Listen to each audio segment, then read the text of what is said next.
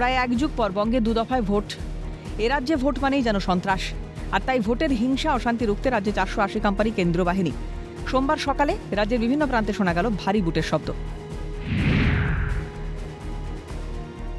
কেন্দ্রীয় বাহিনীর টহল বাড়ানো হয়েছে মালদার গ্রামীণ এলাকায়। সোমবার মহিলা সিআরপিএফ জওয়ানদের গ্রামাঞ্চলে টহল দিতে দেখা যায়। নিরাপদ ও শান্তিপূর্ণ ভোট নিশ্চিত করতে তাঁরা সাধারণ মানুষের সঙ্গে কথা বলে নির্ভয়ে ভোট দিতে আশ্বস্ত করেন। কেন্দ্রীয় বাহিনীর এই টহলকে স্বাগত জানিয়েছেন এলাকাবাসী। কেন্দ্রীয় বাহিনী গ্রামে আসায় তাদের সাহস ও আত্মবিশ্বাস অনেকটাই বেড়েছে বলে জানিয়েছেন গ্রামের মহিলারা। ভালোর জন্য এসেছিল, ওই যে বলছে যাকে পারবা তাকে ইচ্ছা ভোট দিতে, ভয়ের কারণ না, নির্ভয়ে ভোট দিতে বলছে। হ্যাঁ কতটা সাহস আসছে মানে? ভালো, অনেকটা সাহস হলো। সোমবার এমনই ছবি ধরা পড়ে মালদার অলিহন্ডা গ্রামে, মহানন্দাপুর সহ একাধিক গ্রামে।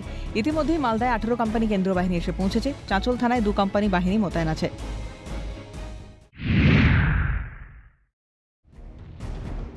দুবরাজপুর জুড়ে শুরু হয় জোর রুট মার্চ।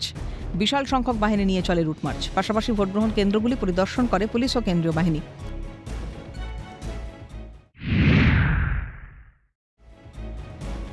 সোমবার সকাল থেকে নামখানার বিভিন্ন এলাকায় চলে কেন্দ্রীয় বাহিনীর রুট মার্চ। নামখানার ফ্রেজারগঞ্জ, মদনমোহনপুর, বিডিও অফিস চত্বর সহ একাধিক জায়গায় সকাল থেকেই কেন্দ্রীয় বাহিনীর রুট মার্চ চলে। সাধারণ মানুষের সঙ্গে কথা বলার পাশাপাশি তাদের অবাধ ভোটদানে আশ্বস্ত করা হয়।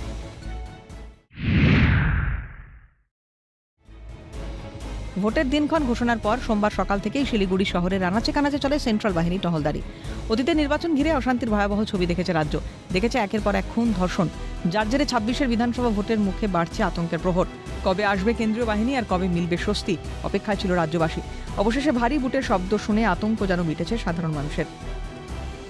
ক্যালকাটা নিউজ।